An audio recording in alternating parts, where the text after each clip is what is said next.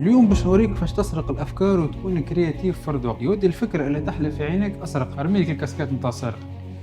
Instead steal like an artist. اسرق مثل الفنان.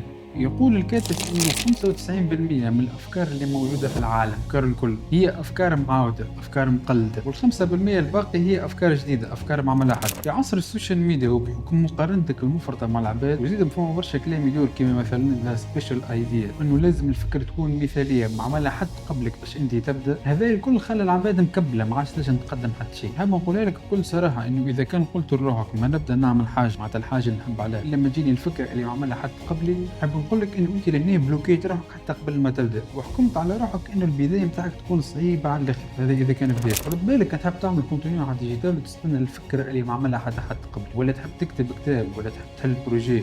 حتى في التجاره فما جمله ديما تتقال، يقول لك القسم بيضرب. ساعات تلقى دو بروجي بجنب بعضهم تلقاهم نفس الدومين، وكل واحد يخدم وكل واحد عنده الكليونات نتاعو. المطلوب منك انه كوبي بيست اند ذن انوفيت. من الاول كوبي بيست ما يسالش الازرق، كوبي بيست حتى الامور تشد روحها وتزيد انت تفهم روحك بالضبط شنو تحب. اند ذن انوفيت، وقتها تبدا تبتكر وتخلق في حاجه جديده. ورد بالك مش معناتها الكلام اللي نقول لك فيه هذا انه لازم كوبي بيست وتسرق، انك تولي كوبي بيستيك هو وما تعملش مجهود باش انك تطور ولا تتحسن ولا انك تعمل حاجات اوتسايد ذا بوكس وكل. لا، مش هذا اللي نشجعوا عليه. قلنا كيف تبدا ما عندكش فكره ولا موضوع وتحب تبدا في حاجه معينه، نجم تشوف عبد عندك فيه الثقه وتنسبيري ما عنده الفكره نتاعو، تسرقها ومن بعد انت تطورها بالانرجي والكاركتر نتاعك. صدقني احنا 8 مليارات شخص ولا فينا واحد يشبه الخوف. الحصيله ما نوصيكش، اعرف كيفاش تسرق وابدا اليوم مش غدوه، ما تستناش الفكره المثاليه، ابدا.